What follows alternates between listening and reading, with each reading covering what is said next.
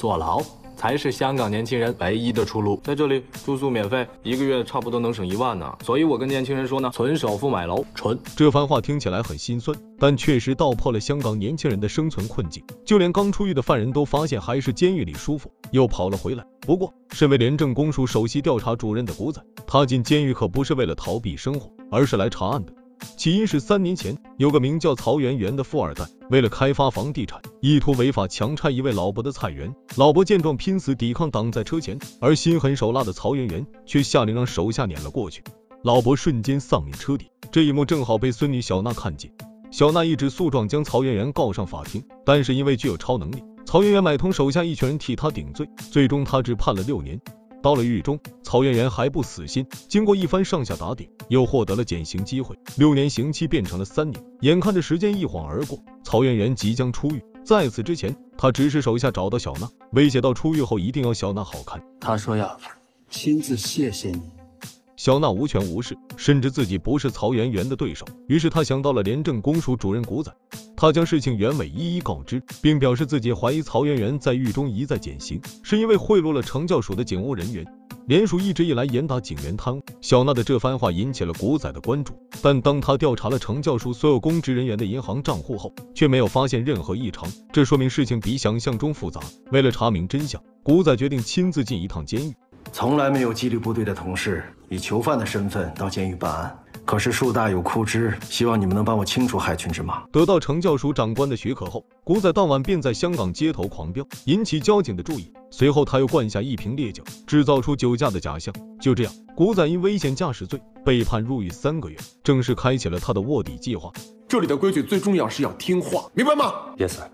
为确保行动的机密性，连监狱长也不知道古仔的真实身份。可没想到，刚进来就碰见一位老熟人，此人名叫东莞仔，曾经是商业罪案调查科的负责人，因贪污受贿被古仔亲自送进了监狱。现如今，东莞仔在监狱中混得风生水起，身边跟着的全是因贪污入狱的警员，因为能打，成为监狱中的一股势力。而与他们相抗衡的，就是以曹媛媛为首的这伙人。双方人马经常在操场上混战，为了争出谁是真正的监狱一霸。双方各派1个人出来，谁被打趴下动不了就算输。2楼的监狱长将这一切都看在眼里，却始终放任不管。眼看场上越打越激烈，还是没有分出胜负。曹媛媛方不讲武德，竟然偷偷用上了武器，重击东莞仔的手下。这下可惹了众怒，东莞仔方一拥而上，好在裁判及时把人拉开。我们下了几百根烟的赌注，怎么也得分出个输赢。有人提议找个没加入任何阵营的新人做裁判，于是刚来第1天的古仔就中选了。古仔夹在中间，很是为难，最终灵机一动，一人给了1拳，东莞仔的手下没挺住倒了下去。于是裁判宣布曹媛媛方胜出。因为这件事，曹媛媛对古仔有了印象，而古仔知道自己必须乘胜追击，打入曹媛媛内部。好在机会很快就来了。这天吃饭时，几位警队长官来监狱视察，曹媛媛这个富二代嚣张惯了，非要故意找茬，把1颗牛肉丸扔到张警官身上。你上次可真行啊，找到别人给你顶了大部分的罪名。原来张警官就是之前负责处理曹媛媛强拆案的人，他当众打曹媛媛的脸，惹得对方不快。而这时古仔站了出来，你当众拍打犯人的脸还恐吓，不合规矩吧？张警官也意识到自己行为不妥，没有再说什么，带队走了。憋了一肚子火的曹媛媛突然发飙，废物废物废物！随后他走到古仔面前，不要以为帮了我就是我的人了，我只是看不过去而已。晚上，古仔来到浴室洗澡，却没想到麻烦找上门了。东莞仔本就跟他有仇，加上古仔频频向曹媛媛示好，更是看他不顺眼，指使手下要给他个教训。可古仔毕竟也是警员出身，身手相当了得，招招击中要害。角落里的曹媛媛看见古仔这么能打，对他的印象又深了几分。就在古仔上前擒住东莞仔时，外面传来狱警的声音。古仔赶忙放手，装作什么都没发生。狱警看着一地狼藉，问了一圈谁也不承认，无奈只能把他们赶回牢房。隔天一早，其他狱友正在排队领早饭，而有钱能使鬼推磨的曹媛媛去厨房开启了小灶。当他吃的正香时，突然被人偷袭，接着东莞仔带人走进来，舀了勺开水就要往曹媛媛脸上泼。关键时刻，古仔及时赶到踢开东莞仔，曹媛媛顺势挣脱束缚，与对方小弟扭打起来，加上古仔的帮助，很快就将对方小弟打得落花流水。这下彻底激怒了东莞仔，从小弟手里接过一支钢笔，对准曹媛媛就刺，而古仔突然上前挡了一下。激烈的打斗声终于引来狱警，将几人控制住，并将古仔送去医院。好在没有伤到要害，他休养了1周就出院了。经过这件事，曹媛媛终于对古仔产生了兴趣。以后你跟我，大家是兄弟。不过曹媛媛也不傻，对于来路不明的古仔，他还没有完全信任。于是，一场游击战正式拉开序幕。陆志林，说，老板知道我的女朋友找过我们。我会好好照顾伯母的，你放心，我会等你出来的。挂掉电话后，曹媛媛并没有放松警惕，质问古仔一个犯人为什么会有手机。捡的。为什么会有部电话？捡的。看来曹媛媛相信了古仔的说辞，还警告他，新人不懂规矩乱捡东西是会被处罚的。其实，自从前几天古仔替曹媛媛挡刀，成功加入曹媛媛阵营后，这样的试探就时有发生。以前做什么的？保安经理。哪家公司？还没等古仔回答，用餐时间到了，他们全被狱警赶回了宿舍。不过曹媛媛并没有因此放弃，他找到一位被自己买通的狱警，让他联系自己的律师老姚去查古仔的身份。古仔注意到狱警的动作后，故意把球踢到他面前的铁网上，然后借着道歉的机会看见了屏幕上的名字。此时，另一位狱警突然跟古仔搭话，他是联署安排进来协助古仔查案的。古仔趁机让他通知联署盯紧姓姚的律师，而此时姚律师已经来到保安公司，询问是否有古仔这个人。前台小姐在查完档案后，发现并不存在这个人，于是古仔就被曹媛媛叫去问话。你们几个当中有人出卖我？曹媛媛想诈古仔一波，让他自己招认。然而还没等古仔说话，有名小弟扛不住压力，承认自己之前被东莞仔买通，在曹媛媛落单的时候，通知东莞仔过来对付他。他害你躺了7天，自己来吧。为了获取曹媛媛信任，古仔接过锤子，狠狠砸在对方手上。与此同时，正准备离开的姚律师被公司经理叫住，表示古仔曾经的确是他们公司的员工，他涉嫌在我们公司亏空了10几万，他的档案是机密资料，所以查不到他。姚律师的疑虑被打消，古仔的嫌疑也暂时洗清。隔天，姚律师来到监狱，告诉曹媛媛之前被他撞死的那位老伯的孙女，把他告上了廉政公署，指控他涉嫌行贿。把他揪出来，玩死他！曹媛媛气个半死，回来跟自己的小弟们发泄情绪。古仔意识到报案人有危险，赶忙让助手给他弄来一个手机，打电话联系联署同事老郑，于是就发生了之前这一幕。老板知道我的女朋友找过我们，好在古仔跟老郑配合默契，蒙混过关。随后，老郑立刻带手下去找报案人小娜，然而他们还是晚了一步。小娜下班的路上遭到一伙壮汉的围堵，他掏出防狼喷雾争取逃命的机会。就在这空档里，老郑及时追了过来。联署的人都接受过系统训练，对付几个混混不成问题，很快就将几人制服铐了起来。但没想到他们还有枪，老郑及时转身用混混挡枪，随后招呼手下们赶紧撤退。老郑拉着小娜一路飞奔，好在靠躲进厕所里躲过一劫。随后老郑把人带去安全屋保护起来。曹媛媛得知行动失败后，当场就气笑了。一群男人抓不住一个女人啊！而古仔知道报案人得救，终于放心下来。另一边，姚律师这个老狐狸察觉到有人在跟踪他，为了弄清对方身份，他安排人手将尾随他的车辆拦了下来。其中一人趁其不备拿走了车上的背包，女人见状立刻追上去，矫健的身手其实已经暴露了他的身份，但他还是没能追上。男人上了前来接应的车，逃之夭夭。随后，他们把从包里翻出的证件交给了姚律师，一看对方是最高人民检察院的人，姚律师瞬间慌了，赶忙联系了他老板，也就是曹媛媛的父亲。见事情闹大，曹父来到监狱，将曹媛媛臭骂一通。要不是你闯祸，就不会坐牢，我们也不会乱成一锅粥。曹媛媛很不服气，觉得曹父为了赚钱缺德事干得更多，有什么资格骂自己？父子俩最终不欢而散。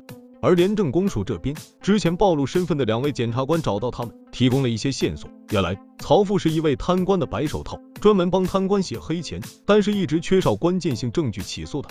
而且据他们调查，曹父暗地里已经准备好移民手续，现在还没出发，应该是想等曹媛媛出狱带上他一起。所以检察官希望廉政公署协助调查，在他们离开香港之前找到足够的证据起诉他们。行，我们会全力调查。隔天，老郑将这件事告诉古仔，嘱咐他加快调查进度，但没想到机会这么快就送到了眼前。这天打扫卫生时，监狱长从办公室出来，离开时不慎把钥匙掉在了地上。古仔目送对方离开后，冒出了一个大胆的想法，他捡起钥匙，在狱友阿聪震惊的眼神中溜进了办公室。监狱长作为这里的一把手，曹媛媛要想行贿一定绕不开的，古仔推断这里一定能找到线索。阿聪虽然不知道古仔的真实身份，但也猜到他一定不简单。想到古仔平常对自己很好，阿聪决定替他望风。可没想到监狱长又突然回来了，地上都是水，我扫一扫啊。算了，你的鞋湿了，我帮你擦一擦。张先生，张先生。监狱长一进门就左顾右盼，找自己丢失的钥匙，但没想到钥匙就放在桌子上。躲在衣柜的古仔目送他往外走，刚松了口气，哪知道对方又杀了个回马枪，朝着衣柜的方向来了。古仔顿时慌了神，好在对方只是发现衣柜门没关好，对着镜子臭美一番后终于离开。但是当天晚上，监狱长就发现自己一份重要文件不见了，当即带人进行突击检查。古仔一听，赶忙把文件塞进脚底。狱警搜完床铺后一无所获，这个结果让监狱长很不满意。搜他身，狱警照做了，但依旧什么都没找到。抬起脚，左脚。古仔抬起左脚，露出脚底踩着的一张纸，气氛瞬间紧张起来。监狱长质问他这是什么，而就在这时，不好意思，可能是我的。阿聪打开纸条，里面是他得知女友怀孕后给宝宝画的一幅画。古仔的嫌疑洗清了，监狱长便不再为难，带人走了。两人留在屋里收拾东西，只见阿聪捂住嘴巴吐出来什么东西，偷偷递给古仔，正是刚刚那份文件。晚上趁别人都睡着了，阿聪问古仔那东西到底是什么。古仔不想将他牵扯进来，没有回答，但阿聪也猜出了大概。我活到现在也一事无成，如果将来孩子问我你是不是英雄啊，难道我回答他你老爸最擅长做混蛋？阿聪本性不坏，进监狱也是因为觉得在这里待着比外面省钱，才故意犯点小罪进来待几个月。他猜出古仔在做一件正义的事，很希望自己能够帮上一点忙，好让孩子长大后能以他为榜样。见他这么说，古仔觉得这或许是个好机会。很快，阿聪再次刑满释放。他出来后的第一件事就是找到古仔的同事老郑，把那份文件交给他。但没想到曹媛媛怀疑阿聪有问题，派姚律师把人抓了严刑逼供，画面则通过手机直播同步到他这边。那份东西在哪儿？谁指使你的？什么东西啊？我真不知道。不要啊！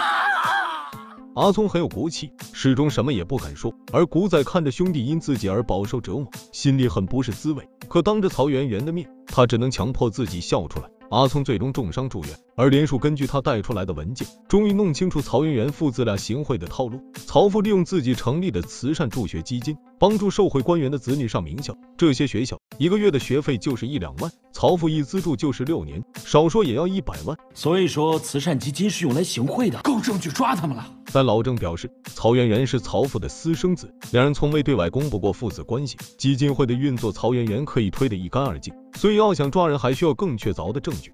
另一边，姚律师找私家侦探调取了报案人小娜的手机号，并锁定了安全屋的位置。监狱里曹媛媛知道这件事后，直接找上了古仔。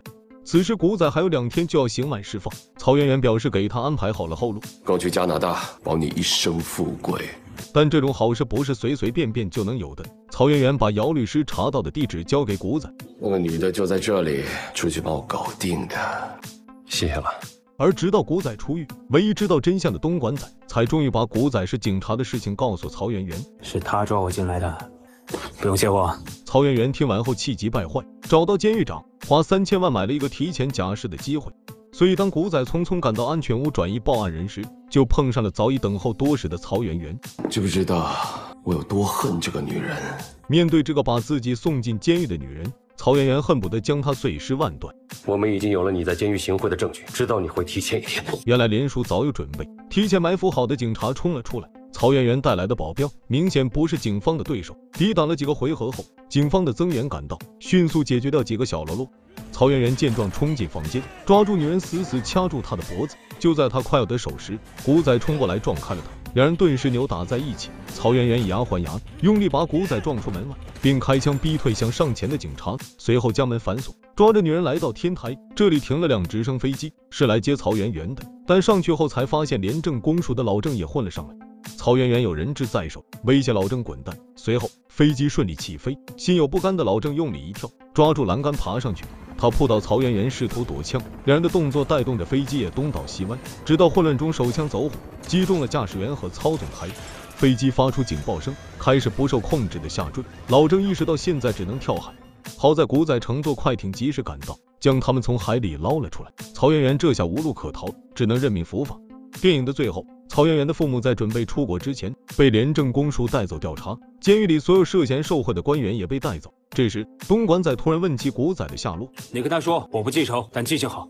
原来古仔刚进监狱就跟东莞仔达成了合作，你帮我接近他，我帮你写假释报告。我们 ICAC 最讲诚信。好了，以上就是反贪风暴4的全部剧情。其实看的过程中，我一直好奇东莞仔既然和古仔有过节，为什么不早点向曹媛媛揭发的？这个疑问在电影最后被揭开时，我还是有点小惊喜的，有种被导演猜中心思的感觉。不知道大家是否有同感？那么废话不多说，本期视频到这里就结束了，我们下期再见。